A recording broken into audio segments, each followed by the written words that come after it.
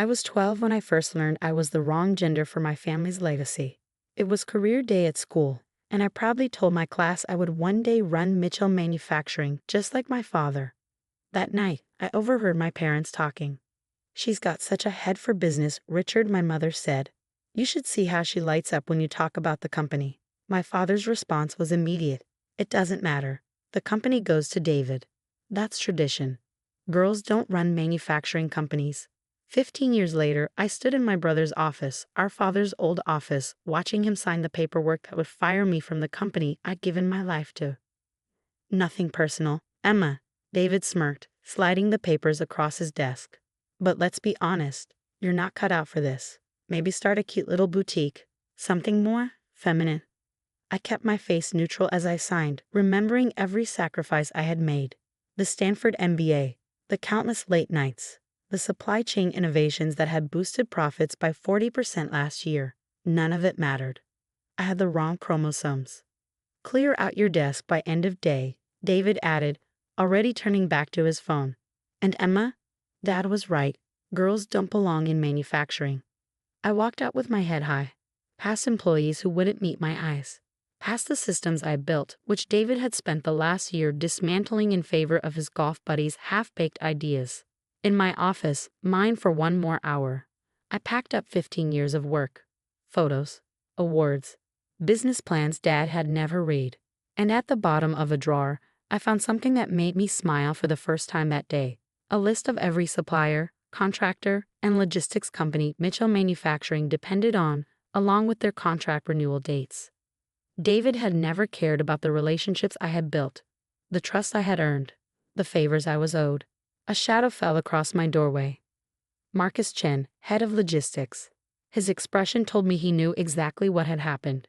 "Need help with those boxes?" I shook my head. "I'm fine, Marcus. But remember that conversation we had last month about starting our own logistics company?" He nodded slowly. "You mean the one where you mentioned having enough capital to buy out 3 major shipping contractors?" I pulled up an email draft I prepared months ago when I first saw this day coming. "How would you like to be COO of Summit Logistics? Incorporated last week. Fully funded. Ready to start operations." His eyes widened as he scanned the business plan. "Emma, this could control the entire regional supply chain. If you got the right contracts. You mean the ones up for renewal? The ones David doesn't even know are expiring?" Understanding dawned on his face. "You've been planning this." "For years," I admitted. "Why fight for a seat at their table when I can build my own?" Over the next 2 hours, more visitors arrived. Sarah from accounting passed over for a promotion in favor of David's friend. James from operations ignored when he warned about quality control issues.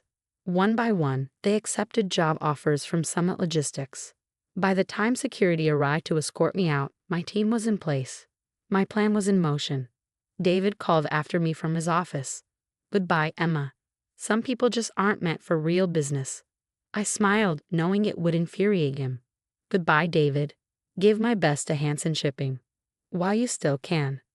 The confusion on his face was priceless. That night, I sat in my home office, surrounded by the silly girl thoughts that would soon revolutionize regional logistics. My phone buzzed. Jack Hansen, CEO of Hansen Shipping, confirming our Monday meeting. I looked at the old photo on my desk. Dad standing proudly beside David, his hand on his son's shoulder. Me slightly off to the side, always edge out of the frame. "Girls don't run manufacturing companies," Dad had said. He was right. I wouldn't be running a manufacturing company. I'd be running the entire supply chain they couldn't survive without. Monday morning arrived with a flurry of panicked texts from David. I ignored them, focusing instead on the Hansen Shipping contract spread across my new conference table. "Emma, this is brilliant," Jack Hansen said, reviewing our proposal. "Real-time tracking, optimized routes, consolidated shipping lanes. This could cut costs by 30%. The same proposal I gave Mitchell Manufacturing last quarter," I said, before they dismissed it as overcomplicating things. "Their loss, our gain." Jack signed with a flourish. "Summit Logistics is now our exclusive regional partner." As if on cue, my phone buzzed again. I picked up. "What the hell did you do?" David's voice was shrill. "Hansen just canceled our contract." "Did they? How unfortunate. I heard they signed with some new logistics company. Summit something. You're behind this. Behind what, David? A better business model? Isn't that what you called real business? The stream of profanity that followed was cut short when I hung up. I had more meetings to attend. By Wednesday, we secured 5 more contracts. Thursday, we acquired the region's largest warehousing operation. Friday, we announced our new supply chain management system, the same one David had dismissed months ago. Mitchell Manufacturing stock dropped 15% today. Marcus reported, handing me my afternoon coffee. Investors are panicking over supply chain instability. Just wait until next week, I said. Phase 2 begins Monday. It was beautiful in its simplicity. We didn't just control shipping now, we were about to control raw materials.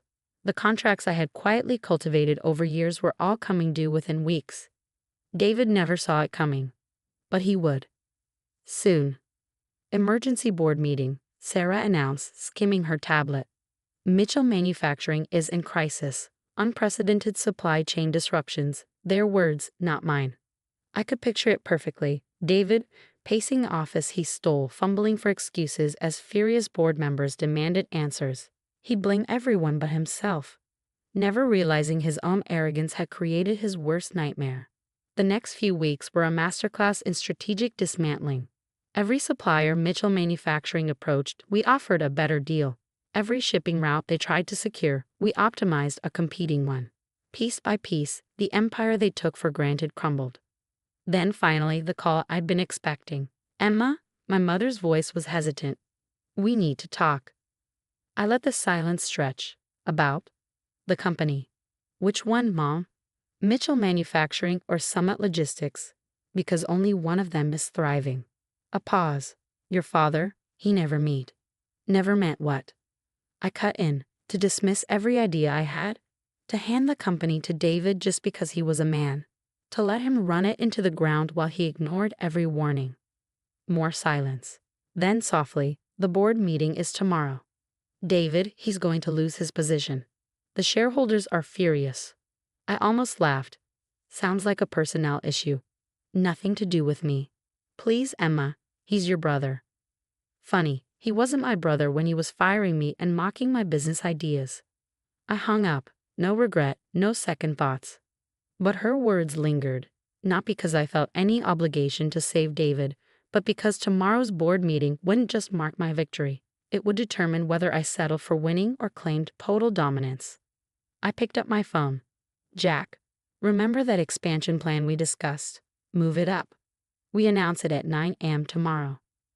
The next morning, I watched the Mitchell Manufacturing board meeting via video link, an easy arrangement when you control a company's entire communications infrastructure.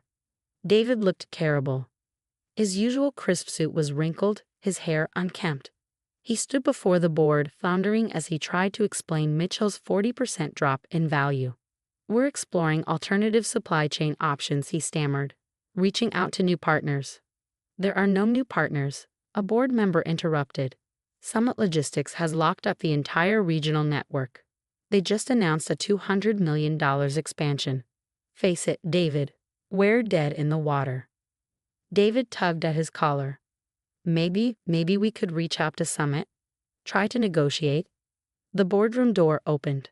Oh, now you want to negotiate? Every head turned. I stepped inside, my Summit Logistics ID badge gleaming. Dad half rose from his chair. Emma, what are you doing here? I smiled, representing the only company in this room that actually knows how to run a business. David's face darkened. You planned this. You sabotaged us. I shook my head. No, David. I built something better. Something you could have had, if you hadn't been so convinced that girls don't belong in business. I laid out my offer. Fair, more than fair, really. Summit would absorb all employees, preserve the Mitchell name on key product lines, and ensure the company's legacy continued. Just not under David. All in favor? The board chairman asked. The vote was unanimous. Even Dad, looking resigned, raised his hand. David lurched to his feet. This isn't right. Dad, tell them. Dad's voice was heavy. It's over, son. He turned to me. Emma, I was wrong. About everything. I met his gaze without flinching. Yes, you were. Then I turned to leave, but paused. Oh, and David, don't bother packing your office. I had it cleared out this morning. Try not to feel too bad. Some people just aren't meant for real business. His own words thrown back at him. The perfect ending to a plan 15 years in the making. That evening, I sat in my real office, earned through skill, not chromosomes. Framed on the wall was my first act as CEO. Mitchell Manufacturing's stock certificate. Sarah appeared in the doorway. Your father is here. He looked older than I remembered. Smaller somehow. The company, he started, is thriving, I finished. No thanks to your outdated ideas about who should run it. He exhaled. I'm sorry. I arched a brow. For what? Not believing in me. Dismissing me? Handing the company to David without a second thought? Each accusation landed like a weight. For all of it, he admitted. For underestimating you. For thinking talent had anything to do with gender. I studied him, searching for insincerity. I found none. Well, I said finally, at least you're learning. He nodded. I am. Then, hesitating. That's actually why I came. I want you to meet someone. A young woman rolled in beside him, a wheelchair-bound engineer with sharp eyes and an air of quiet brilliance. Emma, this is Jessica Chen, Dad said, a manufacturing prodigy from MIT. I thought you should hear her out. I raised an eyebrow, and why is that? He actually blushed, because when I saw her proposals, I realized something. I remembered all the ideas of yours I never read, and I didn't want to make the same mistake twice. Jessica looked nervous but determined. Mr. Mitchell said you might be interested in my AI integration models for production efficiency. I smiled. I am, but first, tell me about yourself. Not your gender, not your disability, just your vision for the future of manufacturing. Her eyes lit up. As she launched into her ideas, I caught Dad watching us, pride and regret warring on his face. Later that night, Mom stopped by my office. I saw David today. How's customer service treating him? I smirked. She sighed.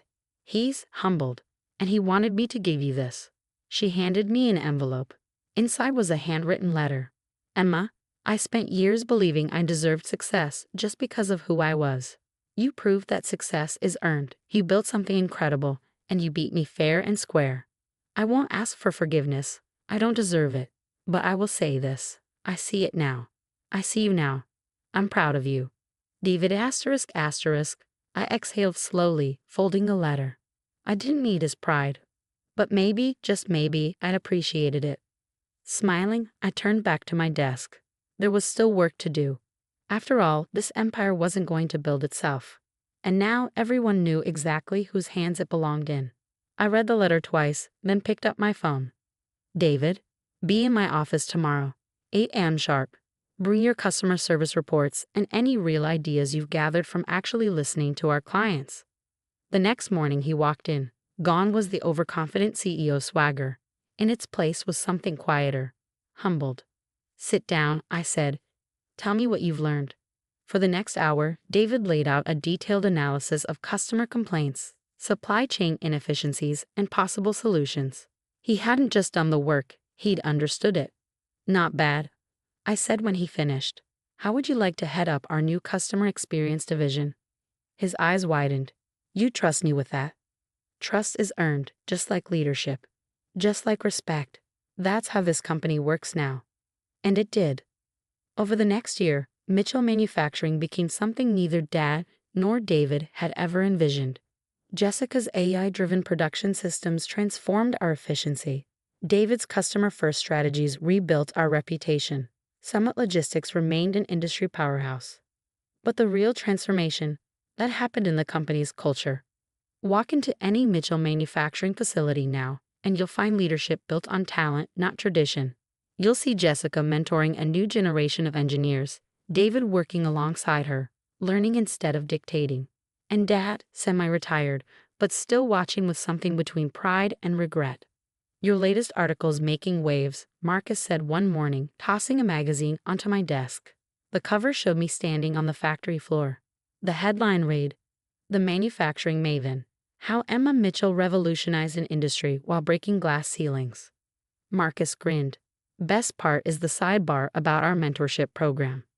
The Mitchell Future Leaders Program, my passion project. It opened doors for brilliant minds often overlooked due to gender, disability, or background. Like Jessica, who was now guiding pre-promising engineering students. Dad called it expensive charity at first, I mused, until he saw the innovations coming out of it. Speaking of Dad, Marcus gestured toward my office door. He stood there, holding a familiar leather portfolio, the same one that had once contained my business proposals, the ones he'd ignored. I found these while cleaning out my old office, he said quietly. Finally read them. They were brilliant, Emma. They still are. I'm sorry I couldn't see that sooner. I took the portfolio, flipping through the ideas that had built my empire. Want to hear my latest proposal? Expanding the mentorship program internationally. He sat down, eyes filled with something I'd never seen before. Respect. Tell me everything. And so I did. Because sometimes the best revenge isn't proving someone wrong. It's proving yourself right. Again and again. Until even the deepest prejudices crumble under the weight of undeniable success. David stops by my office every Friday now, not as the entitled hare he once was, but as someone who finally understands what real leadership means. You know what I realized, he said one afternoon. When Dad said, girls don't belong in business, he wasn't just wrong about you. He was wrong about business itself. It's not about gender or control. It's about vision, I finished. About building something that lasts. About recognizing talent, wherever you find it. He nodded. Thanks for teaching me that, even if your method was dramatic. I smiled, thinking back to the day I took his company from him. Some lessons are meant to hurt. On my office wall, my old termination papers still hang beside my stock certificates, but now they're surrounded by something even more important, photos of our diverse leadership team, of our mentees, of the future we're building. And in one, David and I stand side by side on the factory floor, not as rivals, but as leaders. Because the greatest victory isn't just proving someone wrong about you. It's helping them be right about everything else.